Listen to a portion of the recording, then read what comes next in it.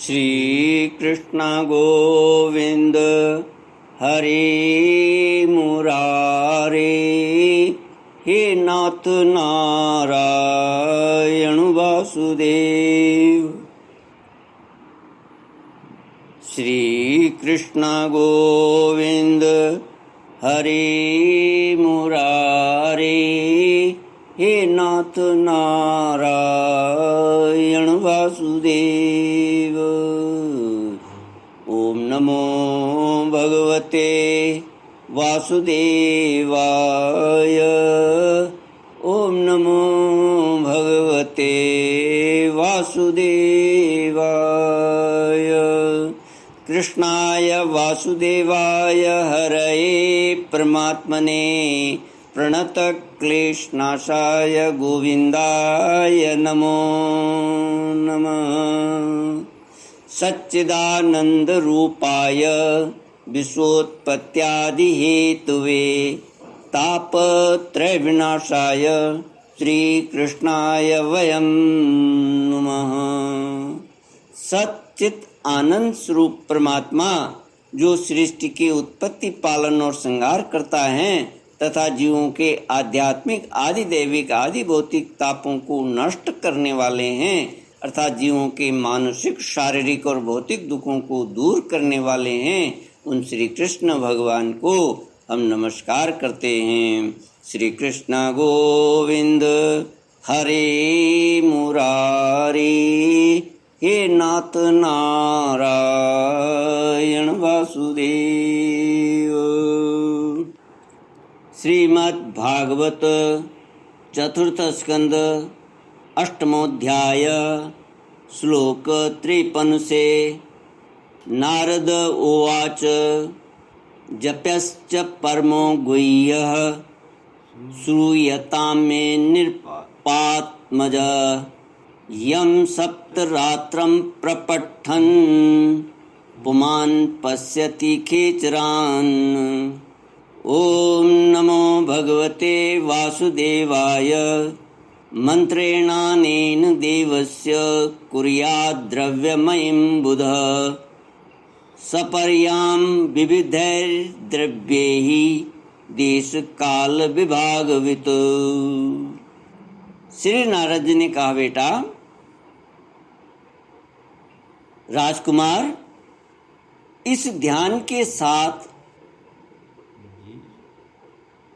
जिस परम गुह्य मंत्र का जप करना चाहिए, ये ध्यान जो अभी पिछले श्लोकों में बताया है, उसके साथ जिस परम गुह्य मंत्र का जप करना चाहिए वो अभी बतलाता हूँ, सुन।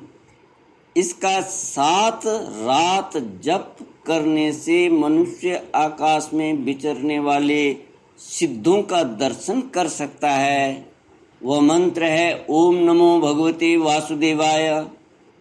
किस देश और किस काल में कौन वस्तु उपयोगी है, इसका विचार करके बुद्धिमान पुरुष को इस मंत्र के द्वारा तरह तरह की सामग्रियों से भगवान की द्रव्यमयी पूजा करनी चाहिए। प्रभु का पूजन विशुद्ध जल, पुष्पमाला, जंगली मूल और फल आदि पूजा में विहित दूर्वादि अंकुर वन में ही प्राप्त होने वाले वल्कल वस्त्र और उनकी प्रेयसी तुलसी से करना चाहिए। यदि शिला आदि की मूर्ति मिल सके तो उसमें, नहीं तो पृथ्वी या जल आदि में ही भगवान की पूजा करे। सर्वदा संयत चित्त, मननशील, शांत और मौन रहे तथा जंगली फल मूल आदि का परिमित आहार करे। इसके सिवा पुण्य कीर्ति श्री हरि अपनी अनिर्वचनीय माया के द्वारा अपनी ही इच्छा से अवतार लेकर जो जो मनोहर चरित्र करने वाले हैं उनका मन ही मन चिंतन करता रहे। प्रभु की पूजा के लिए जिन जिन उपचारों का विधान किया गया है उन्हें मंत्र मूर्ति श्री हरि को द्वादशाक्षर मंत्र के द्वारा ही अर्पण करे। इस प्रकार जब हृदय स्थित हरि का मन, वाणी और शरीर से भक्ति पूर्वक पूजन किया जाता है, तब वे निश्चल भाव से भली भांति भजन करने वाले अपने भक्तों के भाव को बढ़ा देते हैं और उन्हें उनकी इच्छा के अनुसार धर्म, अर्थ, काम अथवा मोक्ष रूप कल्याण प्रदान करते हैं। यदि उपासक को इंद्रिय संबंधी भोगों से वैराग्य हो गया हो तो वह मोक्ष प्राप्ति के लिए अत्यंत भक्ति पूर्वक अविच्छिन्न भाव से भगवान का भजन करे। श्री नारद जी से इस प्रकार उपदेश पाकर राजकुमार ध्रुव ने परिक्रमा करके उन्हें प्रणाम किया। तदनंतर उन्होंने भगवान के चरण चिन्हों से अंकित परम पवित्र मधुवन की यात्रा की।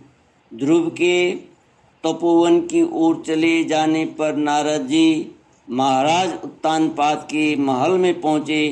राजा ने उनकी यथा योग्य उपचारों से पूजा की। तब उन्होंने आराम से आसन पर बैठकर राजा से पूछा। श्री नारद ने कहा, राजन, तुम्हारा मुख सूखा हुआ है, तुम बड़ी देर से किस सोच विचार में पड़े हो? तुम्हारे धर्म, अर्थ और काम में से किसी में कोई कमी तो नहीं आ गई है? राजा ने कहा, ब्राह्मण, मैं बड़ा ही स्त्रैण और निर्दयी हूँ। हाय, मैंने अपने 5 वर्ष के नन्हे से बच्चे को उसकी माता के साथ घर से निकाल दिया। मुनिवर, वह बड़ा ही बुद्धिमान था। उसका कमल सा मुख भूख से कुमला गया होगा। वह थक कर कहीं रास्ते में पड़ गया होगा। ब्राह्मण, उस असहाय बच्चे को वन में कहीं भेड़िए न खा जाएं। अहो, मैं कैसा स्त्री का गुलाम हूँ। मेरी कुटिलता तो देखिए। वह बालक प्रेमवश मेरी गोद में चढ़ना चाहता था, परंतु मुझ दुष्ट ने उसका तनिक भी आदर नहीं किया। श्री नारद ने कहा, राजन, तुम अपने बालक की चिंता मत करो। उसके रक्षक भगवान हैं। तुम्हें उसके प्रभाव का पता नहीं है। उसका यश सारे जगत में फैल रहा है। वह बालक बड़ा समर्थ है। जिस काम को बड़े बड़े लोकपाल भी नहीं कर सके, उसे पूरा करके वह शीघ्र ही तुम्हारे पास लौट आएगा। उसके कारण तुम्हारा यश भी बहुत बढ़ेगा। श्री मैत्रेय जी कहते हैं, देवऋषि नारद जी की बात सुनकर महाराज उत्तानपाद राजपाट की ओर से उदासीन होकर निरंतर पुत्र की ही चिंता में रहने लगे। इधर ध्रुव जी ने मधुवन में पहुंचकर यमुना जी में स्नान किया और उस रात पवित्रता पूर्वक उपवास करके श्री नारद जी के उपदेशानुसार एकाग्र चित्त से परम पुरुष श्री नारायण की उपासना आरंभ कर दी। उन्होंने 3 रात्रि के अंतर से शरीर निर्वाह के लिए केवल कैथ और बेर के फल खाकर श्री हरि की उपासना करते हुए 1 मास व्यतीत किया जाता है। दूसरे महीने में उन्होंने 6 दिन के पीछे सूखे घास और पत्ते खाकर भगवान का भजन किया।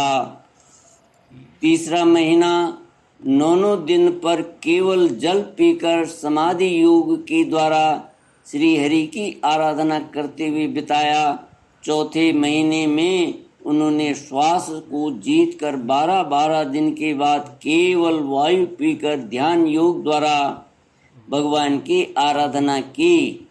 5वां मास लगने पर राजकुमार ध्रुव श्वास को जीत कर पर ब्रह्म का चिंतन करते हुए एक पैर से खंबे के समान निश्चल भाव से खड़े हो गए।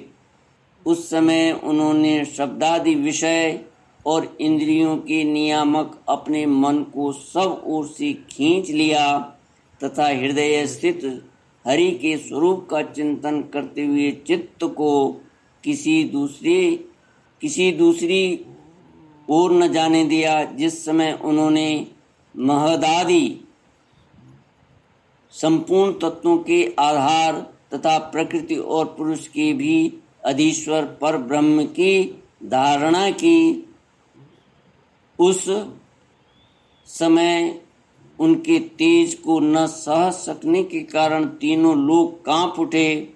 जब राजकुमार ध्रुव एक पैर से खड़े हुए तब उनके अंगूठे से दबकर आधी पृथ्वी इस प्रकार झुक गई जैसे किसी गजराज के चढ़ जाने पर नाव पद पद पर दाईं बाईं ओर डगमगाने लगती है। ध्रुव जी अपने इंद्रिय द्वार तथा प्राणों को रोक कर अनन्य बुद्धि से विश्वात्मा श्री हरि का ध्यान करने लगे। इस प्रकार उनकी समष्टि प्राण से अभिन्नता हो जाने के कारण सभी जीवों का श्वास प्रश्वास रुक गया। इससे समस्त लोक और लोकपालों को बड़ी पीड़ा हुई और वे सब घबरा कर श्री हरि की शरण में गए। देवताओं ने कहा, भगवान, समस्त स्थावर जंगम जीवों के शरीरों का प्राण एक साथ ही रुक गया है, ऐसा तो हमने पहले कभी अनुभव नहीं किया। आप शरणागतों की रक्षा करने वाले हैं। अपनी शरण में आए हुए हम लोगों को इस दुख से छुड़ाइए। श्री भगवान ने कहा, देवताओं, तुम डरो मत। उत्तानपाद के पुत्र ध्रुव ने अपने चित्त को मुझ विश्वात्मा में लीन कर दिया है। इस समय मेरे साथ उनकी अभेद धारणा सिद्ध हो गई है। इसी से उनके प्राण निरोध से तुम सबका प्राण भी रुक गया है। अब तुम अपने अपने लोगों को जाओ, मैं उस बालक को इस दुष्कर तप से निवृत्त कर दूंगा। श्री कृष्ण गोविंद हरे मुरारे, हे नाथ नारायण वासुदेव। इति श्रीमद्भागवते महापुराणे पारमहंस्यां संहितायां चतुर्थस्कन्धे ध्रुवचरितेष्टमोऽध्यायः। ओम पूर्णमदः पूर्णमिदं पूर्णात् पूर्णमुदच्यते पूर्णस्य पूर्णमादाय पूर्णमेवावशिष्यते। ओम शांति शांति शांति। हरि ओम श्री गुरुभ्यो नमः। हरि ओम।